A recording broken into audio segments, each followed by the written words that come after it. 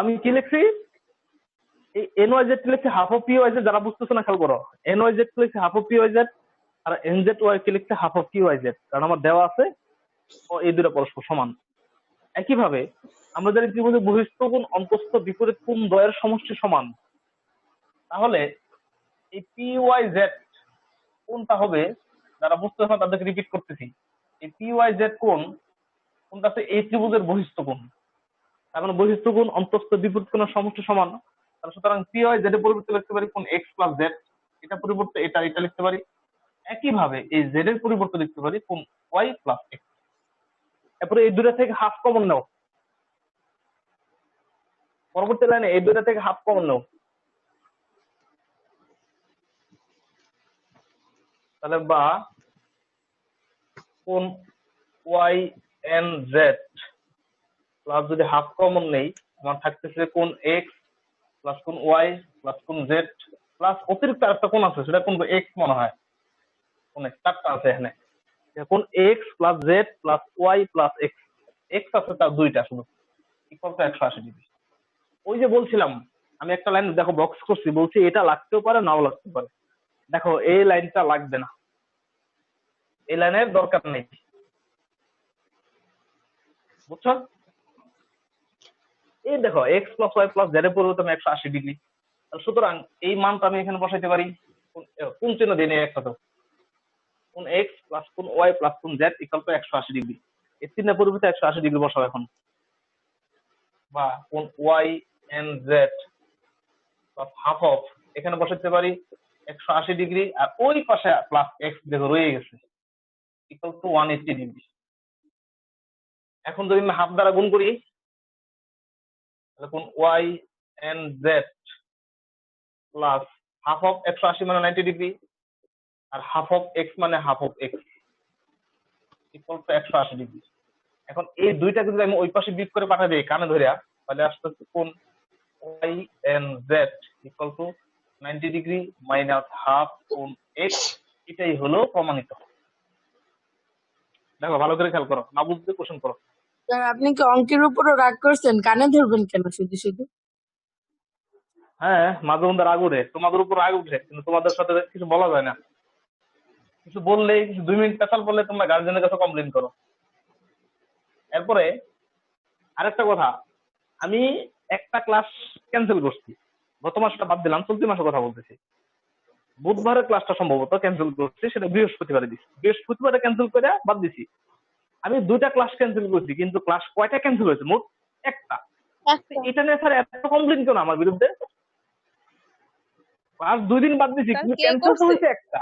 Sir কে complain করছে? তোমরা complain করছো। কে মানে কি? তোমরা করছো। আপনি তো বলছেন আমরা আবার করছি আর আমরাই জানি না। স্যার আর একটা ক্লাস তো ক্যান্সেল হতেই পারে।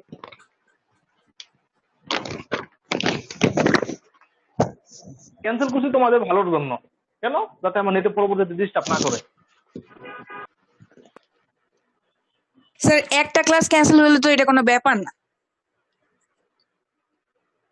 এরপরে তোমাদের কিছু ক্যারেক্টার বলতেছি, খেয়াল করো। আমি আমার সামনে তোমার কেউ বইসা না, তোমরা বাসায় যাই যে যার যার মতো করে পড়ো। অনেকেই বিছানা শুয়ে পড়তেছে, অনেকেই বিছানা শুয়ে রেলিং এর উপরে, জানলা রেলিং এর উপরে পা দিয়া মানে এবারে উল্টা হয়ে পড়তেছে, এরকম প্রমাণ আছে আমার কাছে। এরপর অনেকেই কি বলে দাঁড়ায় দাঁড়ায় দেখে, লেখে না। আমি বলি লিখতে, কিন্তু অনেকে লেখে না। অনেকে সলিউশন বাইক করে সামনে বসে, আমি যা বলি সে তাই বলে, এরকম অনেকে আছে। তো যখন তোমরা মনোযোগ দিয়ে খেয়াল করো আমি কি বলতেছি, যখন আমার ক্লাসে এসে ফাঁকি দিতা, সেটা কিন্তু গার্জেনদের চোখে পড়তো না। কারণ ক্লাসে কি করতেছো, গার্জেনরা ক্লাসে বসে থাকে না। কিন্তু তোমরা তো বাসায় বসে আছো, বাসায় বসে ফাঁকি দিলে সেটা কিন্তু গার্জেনদের চোখে পড়ে। আর তখন দোষে স্যারের, যে স্যারে কি পড়াইতেছে, চোখে কিছুই পড়তেছে না। তোমরা একজনের জন্য 10 জনের এই ক্ষতিটা হয়, শেষ পর্যন্ত চাপটা আমার উপর আসে। কেন তোমরা এই ব্যাপারটা কেন করবো স্যার? স্যার বলো। স্যার আমার একটা কোশ্চেন ছিল। বলো question, any question you have. Sir ওই যে বহিস্থ কোণ বিপরীত অন্তস্থ কোণ দ্বয়ের সমষ্টি সমান না? হ্যাঁ, একটা সাইড নোট দিতে পারো, দিলেও চলবে না দিলেও চলবে। জি স্যার, ওখানে ওই যে পি ওয়াই জেড সমান সমান কোণ ওয়াই টা কেন লিখে না?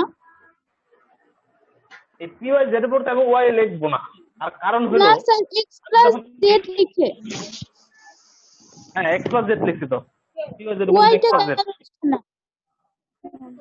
ওয়াই হ্যাঁ আমারও কল দিচ্ছে। আচ্ছা ওয়াই ওকে ওকে তোমাদের আরো আরো কোশ্চেন থাকলে খেয়াল করো কোশ্চেন করার দরকার আমি উত্তর দিতেছি আমি এই ওয়াই জেড এর পরিবর্তে এক্স আর জেড কেন লিখলাম এটা কোশ্চেন ওয়াই কেন লিখলাম না খেয়াল করো এই পি ওয়াই জেড এর সন্নিহিত কোণ হলো এটা হলো সন্নিহিত কোণ বলা হয় বা যুগল কোণ বলা হয় সন্নিহিত কোণ কখনো বিপরীত কোণ হয় না খেয়াল রাখবা তার মানে বাকি দুটো বিপরীত কোণ বুঝছো এখন জি স্যার। আরো কোশ্চেন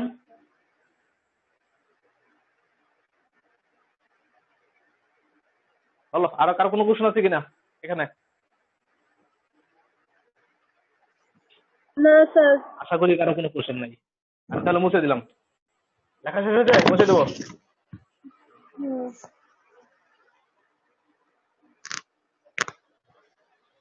ক নম্বরে বলো আমাকে এটা ছিল ওয়াই এটা ছিল পি আমাকে একজনে বলো কাকে ধরবো সানজিদা সানজিদা তো ডিসকানেক্ট হয়ে যাও সানজিদা বলো ক নাম্বারে কি পাইছি ক নম্বরে পাইছি হচ্ছে কোণ এম ওয়াই জেড প্লাস কোণ n Y z is equals to 90 degree. M Y z plus কোণ এন ওয়াই জেড নাকি ইকুয়াল টু 90 ডিগ্রি এটা তো জি, স্যার। সমীকরণ 1 সমীকরণ 1 আচ্ছা বলো যাকে ধরতে সে বলো আমি যদি এটা 90 ডিগ্রি লিখতে পারি মানে যা পাচ্ছি ক হতে একইভাবে আমি এটাকে কি 90 ডিগ্রি লিখতে পারি না এই যে এখানে জি স্যার পারি। আচ্ছা এখানে 1 নং না দিয়া যদি না দিতে চাও তাহলে আরো একটা লাইন লেখো যে এম ওয়াই জেড আর এন ওয়াই জেড এর পরিবর্তে আমি কি লিখতে পারি এন ওয়াই এম লিখতে পারি মানে এম ওয়াই এন এটা লেখা যায় একবারে লেখা যায় ইকুয়াল টু 90 ডিগ্রি এখন তো সমীকরণ 1 অর্থাৎ এই দুইটার কোনো সমষ্টি হলো m y n equal to 90 degree সমীকরণ 1 একইভাবে জি, স্যার। বলতে পারি m z n equal to 90 degree দেখো একইভাবে কোণ m z n equal to 90 degree এটা হলো সমীকরণ 2 দেখো তাহলে সুতরাং তার মানে 1 আর 2 যোগ করলে আমি কি পাবো খেয়াল করো কোণ এম ওয়াই এন প্লাস কোণ m z n equal to 180 degree এই পর্যন্ত সবাই লিখে রাখো 180 ডিগ্রি কোনো সমীকরণ দেওয়ার দরকার নাই রেখে দাও এই পর্যন্ত 180 ডিগ্রি আমাকে 18 নম্বরে প্রমাণ করতে বলছে যে দেখাও যে এম ওয়াই এন জেড সমবৃত্তের কিছু শর্ত আছে যে ত্রিভুজের বা চতুর্ভুজের ত্রিভুজ না তো সাধারণত চতুর্ভুজ খেয়াল করো এটা একটা চতুর্ভুজ এম ওয়াই এন জেড একটা চতুর্ভুজ আমরা জানি চতুর্ভুজের দুইটি বিপরীত কোণ যদি সম্পূরক হয় তাহলে চতুর্ভুজটি সমবৃত্ত হয় দেখো এই দুইটা বিপরীত কোণ সম্পর্ক দেখা দিচ্ছে অলরেডি তার মানে এই বিপরীত আর এই বিপরীত দুটো কোনো সমষ্টি 180 ডিগ্রি আমাকে এখন বিপরীত ভাবে দেখাইতে হবে যে এই দুইটা এটা আর এটা অর্থাৎ এই দুইটা সমষ্টিও 180 ডিগ্রি যদি আমি দেখাইতে পারি তাহলে এখানে লিখতে পারি যে বিন্দু চারটি সমবৃত্ত খেয়াল করো এটা থাক এটাকে সবাই সুন্দর করে বক্সে কপি নম্বর রেখে দাও এরপরে আমাকে বলো এখন নাবা বলো সহতে কি পাইছো বলো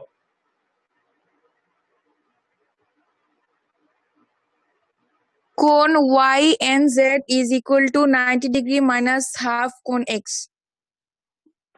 কোণ Y N z equal to 90 degree minus half কোণ এক্স এটার দাও সমীকরণ 3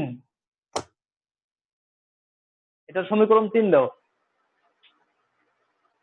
ওকে এরপর লেখো এখন এই যে এই ত্রিভুজ স্যার এগুলো আমরা কি প্রমাণ করার জন্য লিখতেছি? এই আন্দা প্রমাণ করার কথা কে বলে অঙ্ক তো বলছে স্যার ওয়াই আমার এম ভাই জেড বলতেছে বাদ দেন। বুঝছি। অঙ্ক তো বলছে ওয়াই এম জেড এন সমবৃত্ত। আমি একটু আগে বলছি যে সমবৃত্তের ক্ষেত্রে আমরা জানি চতুর্ভুজের সমবৃত্ত কখন হয়, যদি চতুর্ভুজের বিপরীত কোণগুলো সম্পূরক হয় সেক্ষেত্রে চতুর্ভুজের সমবৃত্ত হয়। আমি অলরেডি বিপরীত দুইটা সম্পর্ক দেখাই দিছি।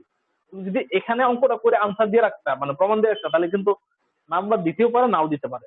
কারণ দুইটা বিপরীত সম্পর্ক দেখাই দিলে অটোমেটিক হয়তো বাকিদের এমনি হয়ে যায়, সেটা আমরা জানি। কিন্তু জি স্যার। আমাকে প্রমাণ করে দেখাইতে হবে। যদি এখানে দিয়ে দিই নাম্বার দিবে না, কারণ এই ছোট প্রমাণের নাম্বার কখনই দিবে না, ঠিক আছে? সেজন্য বাকি প্রমাণটাও দেখাইতে হবে আমাকে। বুঝছো এখন কেন করতেছি এটা? হুম। আচ্ছা, খ হতে এটা পাইছি, ওকে গেল। এখন এই যে ত্রিভুজে যে ত্রিভুজটা আমি ঠিক চিহ্ন দিছি, ত্রিভুজ এম ওয়াই জেড এ, এই ত্রিভুজে খেয়াল করো আমি লিখতে পারি তিন কোণের সমষ্টি 180 ডিগ্রি। সবাই লেখো এটা, যে কোণ ওয়াই এম জেড প্লাস কোণ এম জেড ওয়াই প্লাস কোণ m Y z equal to 180 degree. এটা লেখো সবাই। ও হ্যাঁ, লিখতে পারো, এটুকু লিখে ভালো। এরপরে এই মাঝখানে কোনটা রাখো, মানে যে শিশুটা আমার দরকার, শিশুটা হলো ওয়াই এম জেড। কোনটা আছে? ওয়াই এম জেড, প্রথমটা।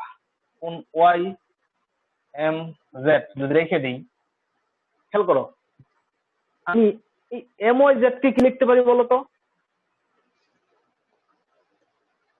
একজন বলো, এম ওয়াই জেড কে কি লিখতে পারি? এই যে কোনটা এম ওয়াই জেড, এই এম ওয়াই জেডটাকে কি লিখতে পারি? বলতো না কেউ? এম ওয়াই জেড কে লিখতে পারি হাফ অফ এক্স, হাফ কোন এক্স। একইভাবে মানে এম জেড ওয়াই, স্যার কিভাবে এটা বুঝি নাই। এই m Y z sir half কেন বলা ওয়াই আছে না, এম এই দুটা অন্তর্দ্বিখণ্ডক বলা আছে না, যে এম জেড ওয়াই লিখতে পারি জেড এর অর্ধেক, এম ওয়াই জেড কে লিখতে পারি ওয়াই এর অর্ধেক। স্যার আপনি হাফ যে অফ এক্স এক্স কেন আসতেছে না? এম তো এক্স হবে না। এম ওয়াই জেড কোনটা? এটা এটা পরিবর্তে লিখতে পারি half of Y, half of Y. আর এম জেড ওয়াই এটা লিখতে পারি half of M Z Y, half of Z, half of Z. বলো এখন বুঝছো কিনা বলো? জি স্যার। Equal to 180 degree. অর্থাৎ এম এম জেড ওয়াই কে লিখতে পারি half of Z, M Y Z কে লিখতে পারি half of Y equal to 180 degree. এখন এই দুইটাকে ওই পাশে নিয়ে যাও।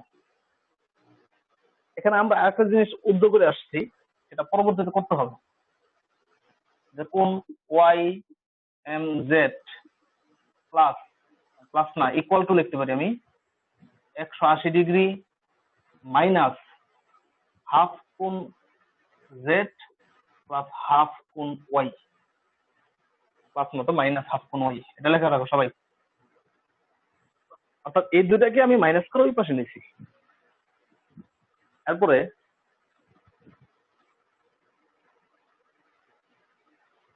বা কোন ওয়াই এম জেড, আচ্ছা আমি উপরে লিখতেছি, এমনি বেশি নিচে আসে অবস্থা, উপরে লিখতেছি আমি। খেয়াল করো, কোন ওয়াই এম জেড যদি রাখি, কোন y m z equal to 180 degree. এরপর ওই দুটা থেকে মাইনাস হাফ কমন নিব, হাফ কমন নিলে আমার আসতেছে কোন জেড প্লাস কোন ওয়াই। বুঝছো এখন? মাইনাস হাফ কমন নিছি, তাহলে হলো কোন জেড প্লাস কোন ওয়াই, মাইনাস হাফ কমন নিলে মাইনাসটা প্লাস হয়ে যাবে। বলো এটুকুতে কারো কোনো কোশ্চেন আছে কিনা? আমি এই পর্যন্ত যা করছি, কারণ এখন আমি একটু শর্টে করবো বাক্যটুকু।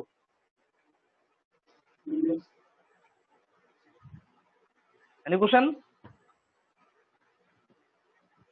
না স্যার। আচ্ছা, কোশ্চেন যদি না থাকে তাহলে খেয়াল করো, কোন ওয়াই এম জেড। আন্নি বলো, আন্নি মনে হয় আসছো নাকি আনিকা, কে জানি না, যে একটু আগে কথা বলো সে বলো। আমি এই X plus Y plus Z কে লিখতে পারতাম 180 ডিগ্রি। অর্থাৎ কোন এক্স প্লাস কোন ওয়াই প্লাস জেড, এই তিনটাকে লিখতে পারতাম 180 ডিগ্রি। তার মানে এই জেড আর ওয়াই সমষ্টিকে আমি কত লিখতে পারি বলতো? যেহেতু আমার এক্স নাই, বুঝতেছো না?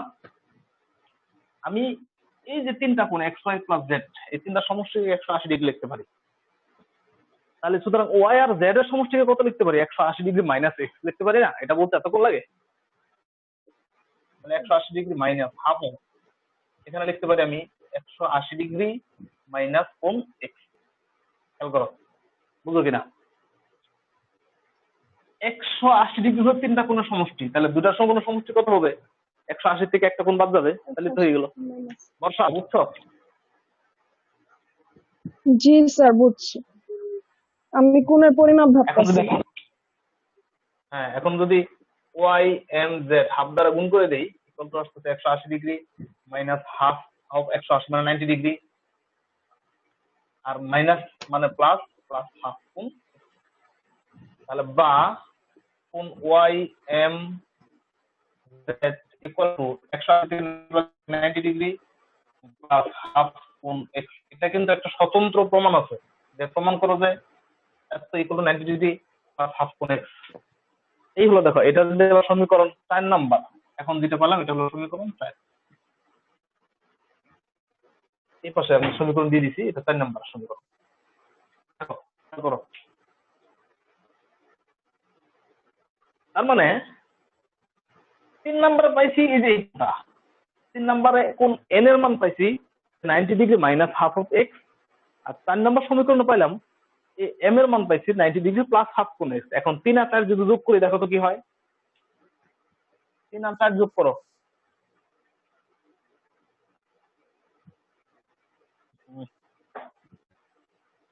3 যোগ 4 হতে পাই, 3 যোগ 4 হতে পাই।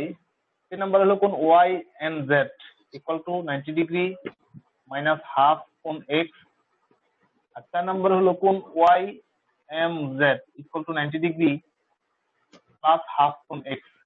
তাহলে যোগ করলে আমরা 90 90 নাকি হাফ অফ এক্স এক্স কাটা যায়, তাহলে থাকতেছে সুতরাং কোণ ওয়াই এন জেড প্লাস কোণ y m z equal to 180 degree. খেয়াল করো, এখন যেটা পাইছি 180 ডিগ্রি পাইছি, আর এর আগে আমি যেটা মুছে দিছি সেখানে পাইছিলাম 180 ডিগ্রি। বলো এখন কি লিখতে পারি? সুতরাং এম ওয়াই জেড এন সমবৃত্ত লিখতে পারি? বলো না, আগে সরাসরি লেখা যাবে না। আমি হ্যাঁ, any question you have here? না। আচ্ছা, কোশ্চেন নাই। এরপরে মিলি, কোনো কোশ্চেন আছে? স্যার আছে ওই যে স্যার স্যার এই বলো যে কোথায়? তৃতীয় নাম্বারটা কিভাবে হলো যে প্লাস 1/2 এক্স কোন এক্স উপর থেকে 3 কোথায় কোথায়? নাম্বারটা স্যার এই যে এখানে? কোন ওয়াই হ্যাঁ এটা হ্যাঁ, হাফ হ্যাঁ দ্বারা এটা গুণ এটা। করছি। হাফ দ্বারা গুণ ও করলে কি হয়? আচ্ছা 180 হাফ মানে 90 90 ডিগ্রি, আর মাইনাস 7 প্লাস আর হাফ অফ এক্স। হ্যাঁ বুঝছো? আচ্ছা হ্যাঁ এরপরে তাহলে খেয়াল করো, আমি এর আগের অঙ্কটা আগের লাইনটা কিন্তু মুছে গেছে। আগের লাইনে পাইছিলাম কি, নতুন করে সামার আপ করতেছে এখানে। আগের লাইনে পাইছিলাম, খেয়াল করো বোর্ডের দিকে, আমি বলবো না, বোর্ডে দাগাইতেছি। এই কোণ আর এই কোণ, এই দুটো সমষ্টি পাইছিলাম 180 ডিগ্রি। আর এখন পাইলাম আমি এই কোণটা এবং এই কোণটা, এই দুটো সমষ্টি 180 ডিগ্রি। দেখো প্রতি ক্ষেত্রে দেখো বিপরীত কোণ বা সমষ্টি 180 ডিগ্রি হয়ে গেছে। দেখো যেহেতু, এরপর লেখো দুটা লাইন বাকি আছে। দেখো যেহেতু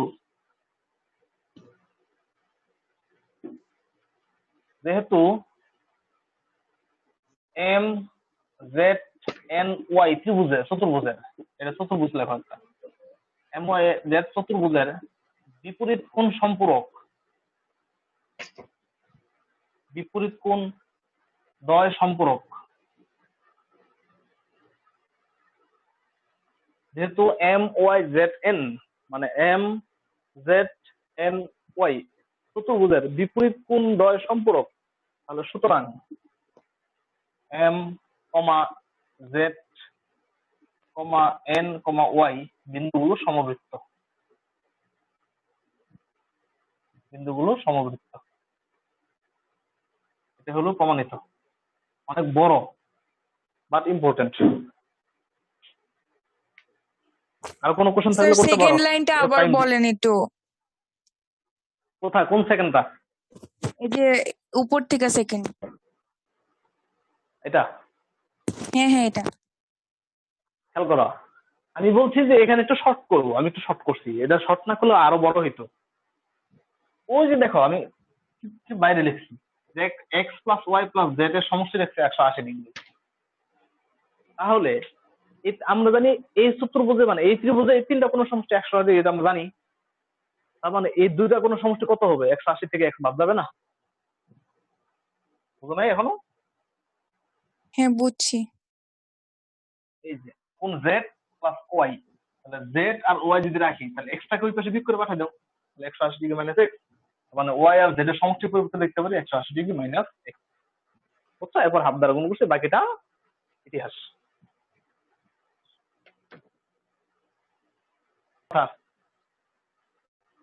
নাও ড্র দ্য পিকচার। নাম্বার 19 বলছে একটি ত্রিভুজের তিনটি বাহুর দৈর্ঘ্য 4 সেন্টিমিটার, 5 সেন্টিমিটার ও 6 সেন্টিমিটার। একটি ত্রিভুজের তিনটা বাহু 4, 5 ও 6, তার মানে বিষম বাহু ত্রিভুজ। উপরে তথ্য অনুসারে চিত্র অঙ্কন, প্রথমে চিত্র অঙ্কন করো, সবাই তো পারবা এটা। ত্রিভুজটি পরিবৃত্ত অঙ্কন করো, এটাও সবাই পারবা। আমি ধরবো এখন একদম, আমি বলো তো, টাইমারে ধরি। কুরবানির ছাগল বলো, এই ত্রিভুজের পরিবৃত্ত কিভাবে অঙ্কন করতে হবে বলো? স্যার কি আমি বলবো? হ্যাঁ, টাইমাকে সে বলো, এই ত্রিভুজের পরিবৃত্ত কিভাবে অঙ্কন করবো? স্যার পরিবৃত্ত হচ্ছে যে কোনো দুইটা বাহু লম্ব সমদ্বিখণ্ডক আঁকেন, তারপরে লম্ব সমদ্বিখণ্ডক যে বিন্দুতে মিলিত হয়েছে সেখান থেকে একটা শীর্ষ পর্যন্ত Set করবে। ছেদ করবে, হ্যাঁ। তারপরে ওই শীর্ষের ব্যাসার্ধ সমান ওই শীর্ষের মানে ব্যাসার্ধ নিয়ে একটা বৃত্ত অঙ্কন করলে ওইটা পরিবৃত্ত হবে। হ্যাঁ, আচ্ছা, যারা বুঝো না বা মনে নাই স্মরণ করে দিতেছি।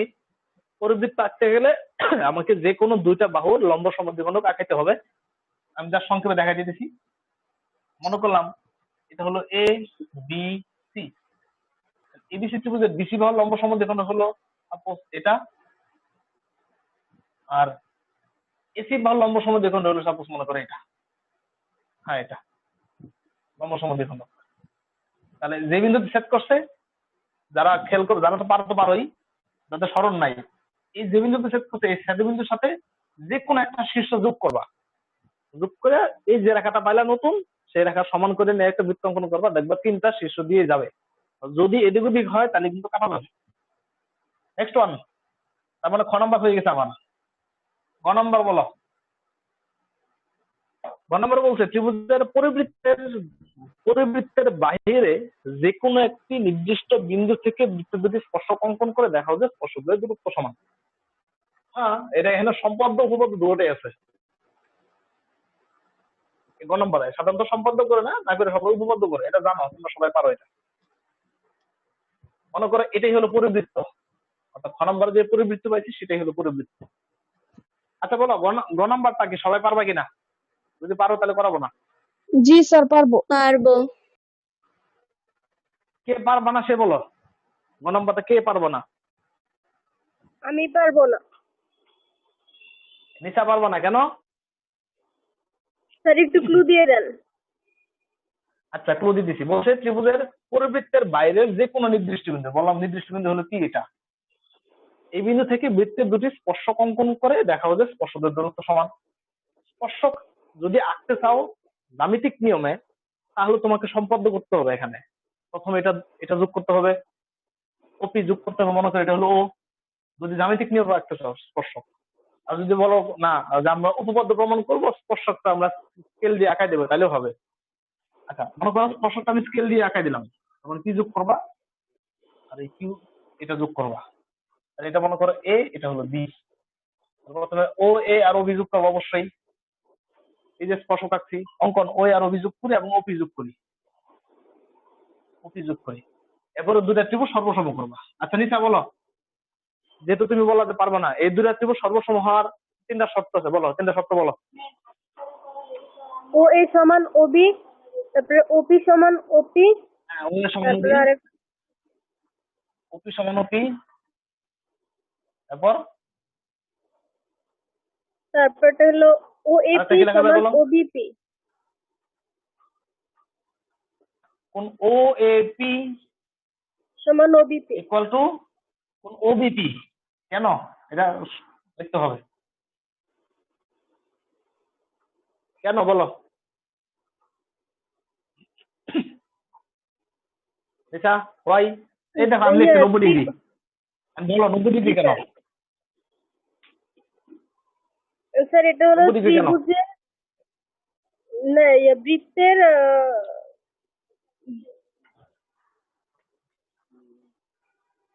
স্যার বললে বৃত্তের গেছো, দেখছো বাসায় পড়ো না, এটা হলো স্পর্শকের প্রমাণ। উপর লম্ব। ভালো করে বলো রে ভাই। বলতে হবে বৃত্তের যে কোনো বিন্দুতে অঙ্কিত স্পর্শক স্পর্শবিন্দুগামী ব্যাসার্ধের উপর লম্ব। ভালো করে বলতে হবে, ঠিক আছে? যেহেতু স্পর্শবিন্দুগামী ব্যাসার্ধ হলো ওবি আর পিবি স্পর্শক, তার মানে এটা হলো 90 ডিগ্রি।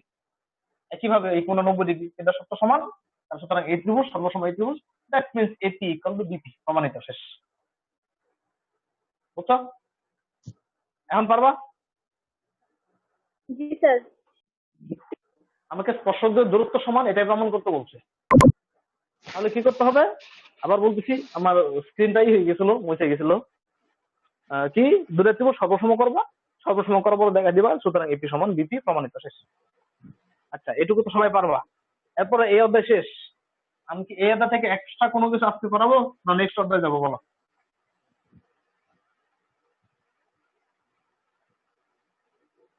হুম? স্যার আজকে তো এমনি টাইম প্রায় শেষ, তো কয়েকটা সৃজনশীলের কিছু দেখান আর তারপর নেক্সট ক্লাস থেকে নতুন চ্যাপ্টার ধরেন।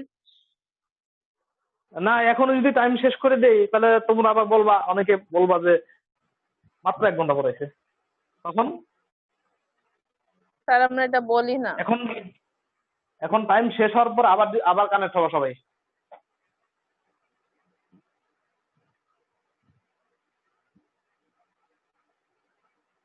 আমি তোমাদের উপর রেগে আছি গত 2 দিন যাবত।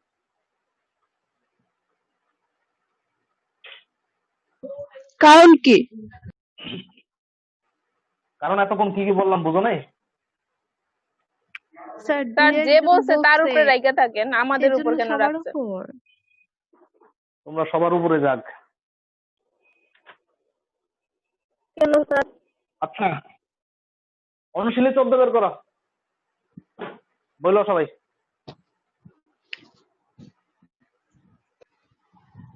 আমরা অনুপাত সম্পর্কিত কিছু অঙ্ক এর আগে করে আসছি। এখন ওই থিওরি গুলো মূলত এই অধ্যায় থেকে আসছে। যেমন খেয়াল করো, এখানে কিছু ধর্ম আছে তোমরা জানো, জাস্ট দেখা দিতেছি আমি। মনে করো A is to B equal to X is to Y হলে আমরা লিখতে পারি কি, A plus B is to B equal to লিখতে পারি X plus Y is to Y. বলো তো এটা কেন লিখতে পারি আমি? একজন বলো, যে কোনো একজন বলো, এটা কেন লিখতে পারি?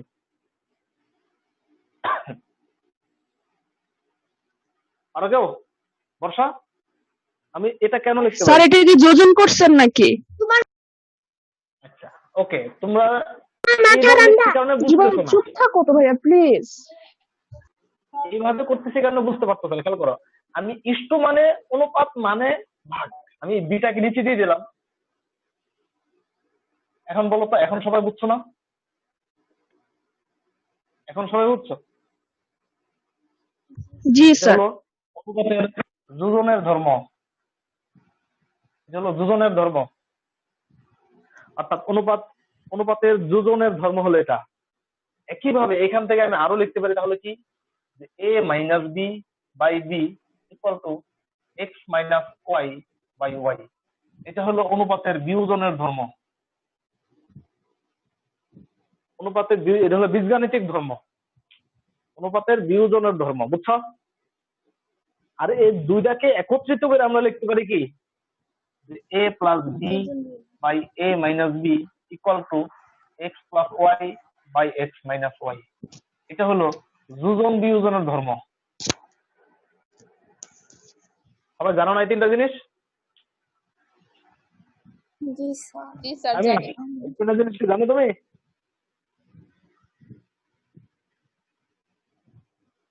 হুম, আনিকা বুশরা তুমি কোথায়? তোমার কথা শুনতেছি না।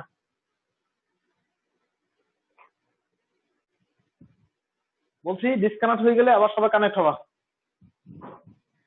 এটা হলো বীজগণিতের অনুপাতের ধর্ম। এখন আসবো জ্যামিতির অনুপাতের ধর্ম কি।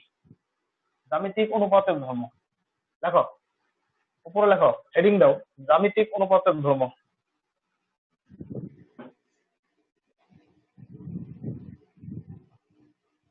দেখো জ্যামিতিক অনুপাত, ধর্ম লেখা দেখো, জ্যামিতিক অনুপাত, জ্যামিতিক অনুপাত। খেয়াল করো বইয়ে আছে, তোমরা ইচ্ছা করলে বইও দেখতে পারো, আমিও আবার দেখাইতেছি। অনেকেই বই না খুললে বিছানায় শুয়ে পড়তেছো, যারা বিছানায় শুয়ে পড়তেছো বইয়ের সাথে নাই, তাদের জ্ঞাতার্থে বলতেছি, তাদের উৎসর্গ করতেছি এই লেখাটা। ত্রিভুজ, এই হলো দুইটা ত্রিভুজ, এই একটা ত্রিভুজ আর এই হলো অপর একটা ত্রিভুজ, ঠিক আছে? একটা দিলাম এ বি সি, একটা দিলাম পি কিউ আর। এবিসি ও পি কিউ আর, এটা হলো উচ্চতা, এটা হলো উচ্চতা। এই দুইটার উচ্চতা মনে করলাম একই, দুটি ত্রিভুজের উচ্চতা পরস্পর সমান, অর্থাৎ দুইটি ত্রিভুজ সমান উচ্চতা বিশিষ্ট হলে কি ধর্ম মেনটেন করে সেটা আমাকে লিখতে হবে। দেখো, আচ্ছা লেখো, লেখো না আমি বলি, একজনে বলো আমাকে। নোহা বলো, ত্রিভুজ এবিসি এর ক্ষেত্রফল কত?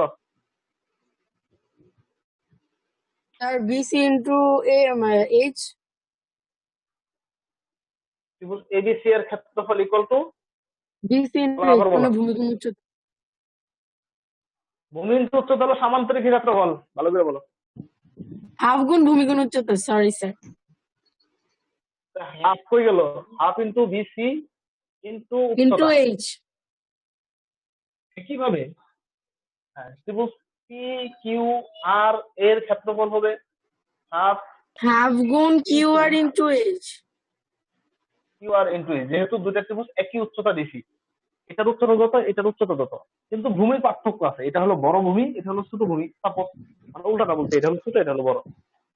তাহলে সুতরাং ত্রিভুজ ক্ষেত্র, ত্রিভুজ ক্ষেত্র এবিসি, যখন ক্ষেত্র কথাটা থাকবে তখন তো অবশ্যই তোমরা জানো এটা ক্ষেত্রফল প্রকাশ করছে, ক্ষেত্র কথাটা উল্লেখ থাকলে তার মানে ত্রিভুজ, ত্রিভুজ এবিসি এর ক্ষেত্রফল ইস টু ত্রিভুজ পি, মানে ত্রিভুজ ক্ষেত্র পি কিউ আর, পি কিউ আর, অর্থাৎ এই দুইটা ত্রিভুজের ক্ষেত্রফল অনুপাত তাহলে কত আসতেছে, ইকুয়াল টু, একটা অনুপাত হলো half into BC into H, আর আরেকটা অনুপাত হলো half into Q R into H.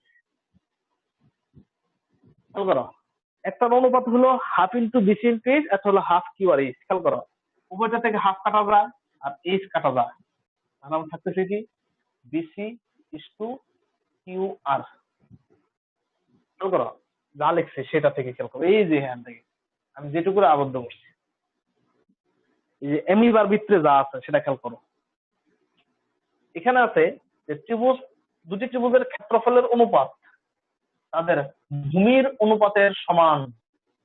খেয়াল করো, তার মানে কি লিখছি, দুটি ত্রিভুজের উচ্চতা একই হলে ওই ত্রিভুজের ক্ষেত্রফল আর ভূমির ক্ষেত্রফল সমানুপাতিক। সমান বলতে সমানুপাতিক হবে, এটাকে বলা হয় সমানুপাতিক। খেয়াল করো আবার বলতেছি, বলবেন আমার প্রবলেম ছিল। হ্যাঁ আচ্ছা বলতেছি, দুটি ত্রিভুজ দেখো ফাতেমা, যে ফাতেমা খেয়াল করো, ত্রিভুজ এবিসি এবং ত্রিভুজ পি কিউ আর এর উভয় উচ্চতা একই উচ্চতা বিশিষ্ট দুটো ত্রিভুজ।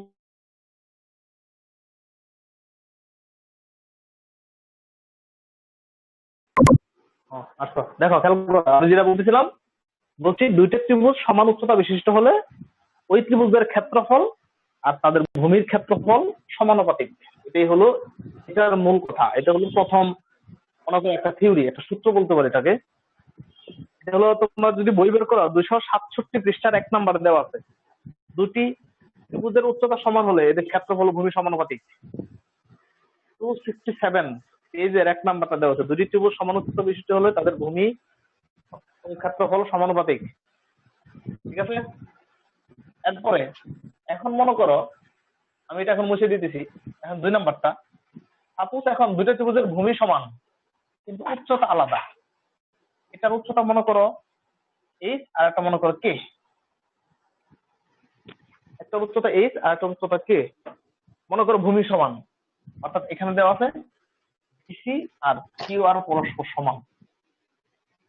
আমরা 2 নম্বরটা বলছে দুটি ত্রিভুজের ভূমি সমান হলে তাদের ক্ষেত্রফল ও উচ্চতা সমানুপাতিক।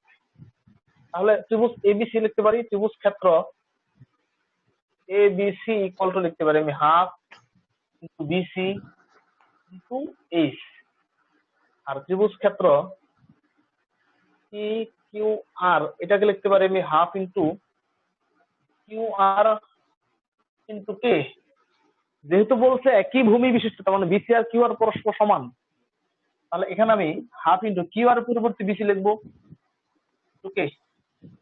তাহলে সুতরাং দেখো ত্রিভুজ ক্ষেত্র এবিসি ইস টু ত্রিভুজ ক্ষেত্র P Q R equal to লিখতে পারি আমি half into BC into h is to half into BC into কে।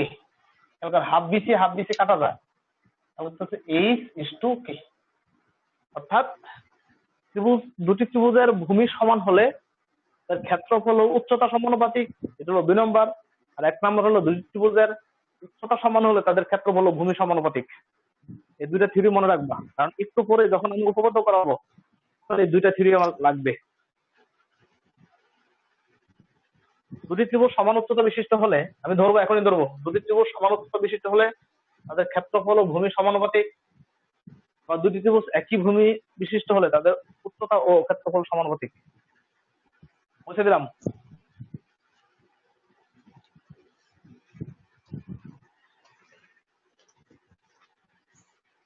তানজিলা, উপপাদ্য প্রথমটা বলো।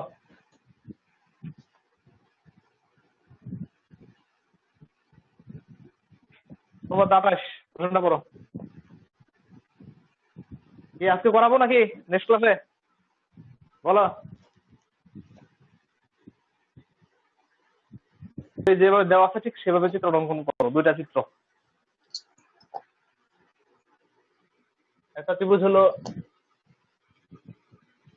এ বি সি, ছোট করে অঙ্কন করতেছি আমি।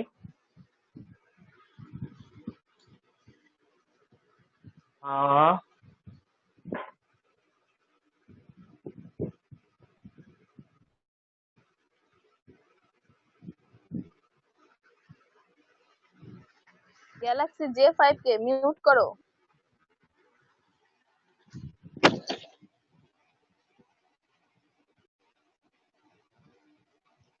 রিমুভ মানে কি বলে?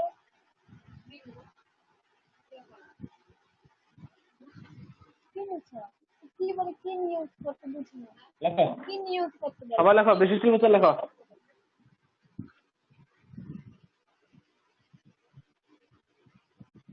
উপপাদ্য 28 বিশেষ নির্বাচন লেখো। মনে করি ত্রিভুজ এবিসি এর বিসি বাহুর সমান্তরাল ডিই।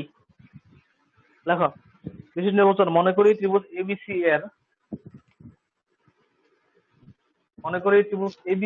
এর কি আওয়াজ বলে বিসি এর সমান্তরাল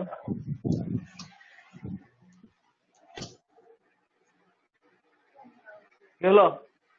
দেখতেছো সবাই? তারপরে কি বলে? বুঝি না, বাবা কি বললা?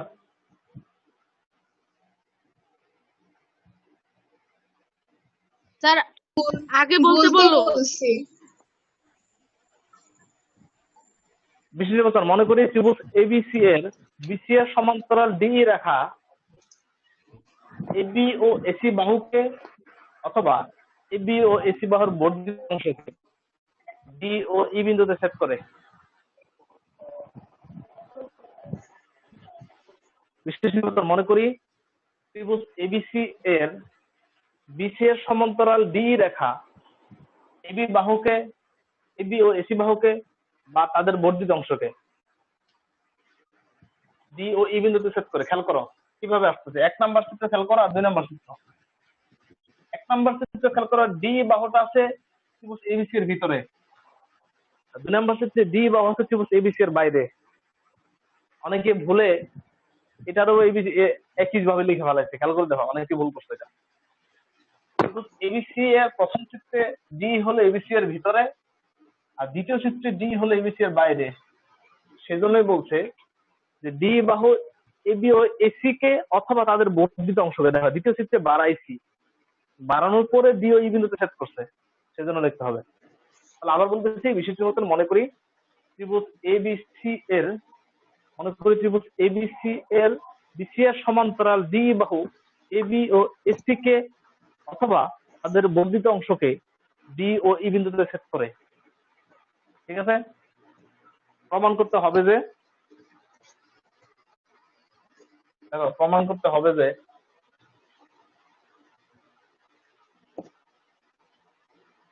এডি is to BD, AD is to BD equal to এই ইস টু সি, এই ইস টু সি। দেখো আমি একটা চিত্র থেকে দেখাইছি, দ্বিতীয় চিত্রে সেম একই প্রমাণ যে AD is to BD equal to এই ইস টু সি। ঠিক আছে, এডি দ্বিতীয় চিত্রে সেম একই ভাবে আসবে। সবাই খেয়াল করে এটুকু বুঝো কিনা? মানে তোমরা প্রথমটা প্রমাণ করতে পারো, দ্বিতীয়টাকে উদ্ধার রাখতে পারো ইচ্ছা করলে, মানে দ্বিতীয় চিত্রটা পরবর্তী দেখে নিতে পারো। বুঝিনি, আবার বলো, কি বললা নুহা? স্যার আরেকবার বলেন। আচ্ছা আবার বলতেছি, প্রমাণ করতে বলছে যে এডি আর বিডি অনুপাত আর এই এবং সি এর অনুপাত পরস্পর সমান, এই হলো প্রথম চিত্র থেকে। দ্বিতীয় চিত্রে সেম একই ভাবে আসতেছে, খেয়াল করো যে এডি ইস টু বিডি, তার মানে প্রথমে এডি আসবে ফুল, এরপর বিডি যাবে ছোটটা, তার মানে ফুল এডি আর বিডির অনুপাত যত, এডি আর বিডির অনুপাত যত, আর এইখান থেকে এই আর সি এর অনুপাত ততই হবে। এটা প্রমাণ করতে বলছে। যেহেতু উভয় চিত্রে একই প্রমাণ, একটা হলো যদি বহিঃস্থ ছেদ করে, একটা যদি অন্তঃস্থ ছেদ করে, যেখানে ছেদ করুক না কেন প্রমাণ একই। তারপর লেখো অঙ্কন আছে একটু। দুইটা চিত্র না, যে কোনো একটা দিবে, অঙ্কন আসবে। অঙ্কন বিই এবং অঙ্কন হলো বিই ও সিডি যোগ করি, এই যে কোনাকুনি দুটো বিন্দু যোগ করো, বিই ও সিডি যোগ করি। এই যে বিই আর এই সিডি যোগ করো, বিই ও সিডি যোগ করো উভয় চিত্রে। এই চিত্রেও বিই এবং সিডি যোগ করি, বিই ও সিডি যোগ করি।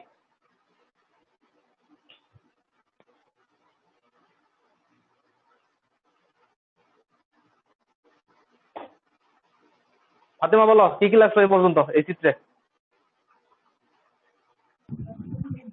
স্যার 9:30 বাজে গেছে। আগে সো হোয়াট, তাতে কি হয়েছে বলো? বাচ্চাটা কি হয়েছে, শেষ করে দেবো? হ্যাঁ হ্যাঁ হ্যাঁ বলো 1 নম্বরে আমি কি লিখছিলাম? 1 নম্বর অনুসিদ্ধান্ত বলতে 1 নম্বর কি বলছিলাম, ওটা কি লিখছিলাম বলো তো? এখনই শেষ করে দিও, কথা বলবো না। স্যার 1 নম্বরে লিখছিলেন যে দুটি ত্রিভুজের যদি উচ্চতা একই হয় তাহলে ত্রিভুজদ্বয়ের ক্ষেত্রফলের যে অনুপাত আর ভূমিদ্বয়ের অনুপাত, এরা দুটো হচ্ছে সমানুপাতিক। সমানুপাতিক, ওই 1 নম্বর থিওরিটা আসবে এখানে। খেয়াল করো, আমি একটু রাফ করতেছি, সবাই তাকাও। দেখো ত্রিভুজ এডিই, এডিই এই যে ত্রিভুজটা, আর একটা হলো বিডিই, বিডিই, এই দুইটা ত্রিভুজ খেয়াল করো, এই দুইটা ত্রিভুজের একই উচ্চতা বিশিষ্ট। আমাকে বলো তো একজনে এইভাবে একই উচ্চতা বিশিষ্ট হলো বলো তো? খেয়াল করো, এই যে বিডিই ত্রিভুজটা আমি যেটা দাগাঙ্কিত করতেছি গাঢ় করে, এই বিডিই ত্রিভুজটা আর এই যে বড় এডিই ত্রিভুজটা, এই দুইটা ত্রিভুজ একই উচ্চতা বিশিষ্ট। কিভাবে হলো বলো তো? কেউ কি বলতে পারো কিভাবে? কারণ স্যার ডি রেখা তো সাধারণ বাহু। ডি সাধারণ বাহু ঠিক ওই জন্য না, কারণ ডি হ্যান উচ্চতা নাও হইতে পারে। আমার উচ্চতা নির্ণয় শর্ত হলো ত্রিভুজের শীর্ষ থেকে বিপরীত বাহুর উপর লম্ব আঁকতে হবে। আমি যদি উভয় ত্রিভুজের ক্ষেত্রে এডি কে ভূমি বিবেচনা করে খেয়াল করো, উভয় ত্রিভুজে এডি ত্রিভুজ হলো এডি ভূমি আর বিডি ত্রিভুজ হলো বিডি ভূমি। তার মানে এটা যদি ভূমি হয় তাহলে শীর্ষ হলো ই, ই বিন্দু থেকে যদি লম্ব অঙ্কন করি তাহলে লম্বটা অনেকটা ঠিক এই বরাবর যায়, এই বরাবর লম্ব আসে। ঠিক আছে, আমরা জানি অনেকে খেয়াল করতে পারো যে এই ত্রিভুজের উচ্চতা হলো এইদিকে যায়, লম্ব হয় এইদিকে, কিন্তু ত্রিভুজটা যদি হয় এরকম, এইরকম ত্রিভুজটা, এই ত্রিভুজের ভূমি হলো এটা, তাহলে উচ্চতা কোনটা হবে? আমরা যদি ভূমিকে বাড়াইতে হয় তারপর শীর্ষ থেকে লম্বা আঁকতে হয়, এটা হলো উচ্চতা। সেম এই যে বিডি ত্রিভুজের ক্ষেত্রে, এই যে বিডি ত্রিভুজটা, এই ত্রিভুজের উচ্চতা হলো এই যেটুকু, যেটুকু অঙ্কন করছি আমি। একইভাবে এডি ত্রিভুজের সেম উচ্চতা আসতেছে, সেজন্য আমাকে লিখতে হবে যে ত্রিভুজ এডিই ও বিডিই একই উচ্চতা বিশিষ্ট। লেখো,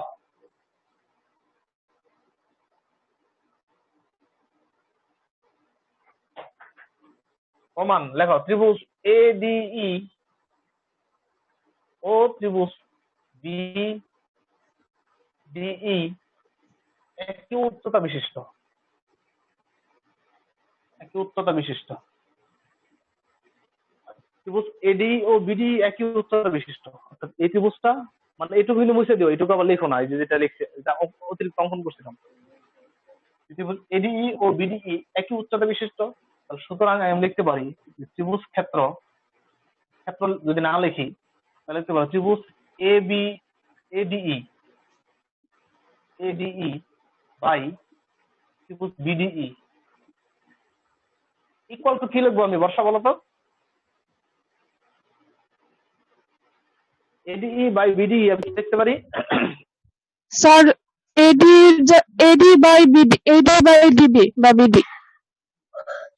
হ্যাঁ, এডি বাই বিডি, যেহেতু এডি উপরে তাই এডি ত্রিভুজের ভূমি এডি থাকবে উপরে, বিডিই নিচে তাই বিডি ত্রিভুজের ভূমি বিডি থাকবে নিচে। এই হলো সমীকরণ 1। আবার বলতেছি 1 নাম্বারটা, যে দুটি ত্রিভুজ সমান উচ্চতা বিশিষ্ট হলে তাদের ক্ষেত্রফল ও ভূমি সমানুপাতিক। আমি একটু আগে করে আসছি, যেহেতু এই এডি ত্রিভুজ আর এই বিডি ত্রিভুজ উভয়ই একই উচ্চতা বিশিষ্ট। কেন? কারণ শীর্ষ থেকে ভূমির উপর লম্ব আঁকলে দুটো একই উচ্চতা বিশিষ্ট হবে। তোমরা বাসায় প্র্যাকটিস করে দেখবা দুটো একই উচ্চতা বিশিষ্ট হবে। তাহলে সেই ক্ষেত্রে আমি বলতে পারি যে ত্রিভুজ দুটার ক্ষেত্রফল অনুপাত তাদের ভূমির অনুপাত সমানুপাতিক, মানে সমান অনুপাত আমরা উঠাই দিচ্ছি। এখানে অনুপাত বলতে পারো, আমরা বলতেছি সমানুপাতিক কিন্তু লিখতেছি সমান। এখন যদি সমানুপাতিক চিহ্ন দিই, সমানুপাতিক চিহ্ন দেওয়ার সময় আমার একটা ধ্রুবক আনতে হয়, মনে আছে? সমান চিহ্ন উঠায় একটা ধ্রুবক আনতে হয়, মনে করো এখানে কে ধ্রুবক, এখানে কে ধ্রুবক, উভয় ক্ষেত্রে ধ্রুবক যদি একটা দিই তাহলে সমান চিহ্ন রয়ে গেল, এই জন্যই আমরা সমান চিহ্ন দিতে পারবো। ত্রিভুজ ADE by BDE equal to AD by BD, এটা হলো সমীকরণ 1।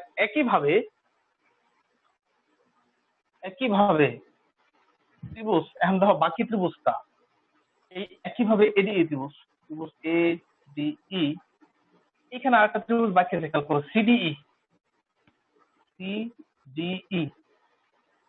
ত্রিভুজ এডিই ও সিডিই এর ক্ষেত্রে আগেরটা বেশি এডিই আর বিডিই, এখন দেখবো ত্রিভুজ এডিই এবং সিডিই।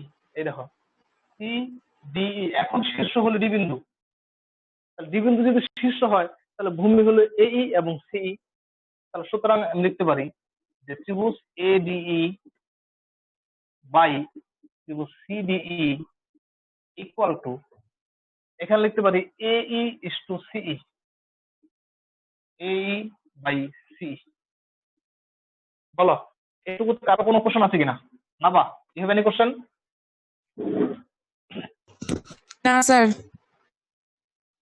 হ্যাঁ, অনুপাতের এই প্রমাণগুলো, না, স্যার। এই যে প্রমাণটা, হ্যাঁ আমি বলতেছি এই যে প্রমাণটা আছে অনুপাতের, এই প্রমাণগুলো পরীক্ষা আসে না, উপপাদ্যে আসে না, কিন্তু এখান থেকে এক্সট্রা অঙ্ক আছে, মানে অনুশীলনীতে যে কতগুলো অঙ্ক আছে সেখান থেকে কিন্তু পরীক্ষা আসে। 2017-তে নাকি 18-তে মেবি একটা অঙ্ক আসছিল এখান থেকে, উপপাদ্য আসছিল। সুতরাং এটাকে সবাই ফেলনা মনে করো না।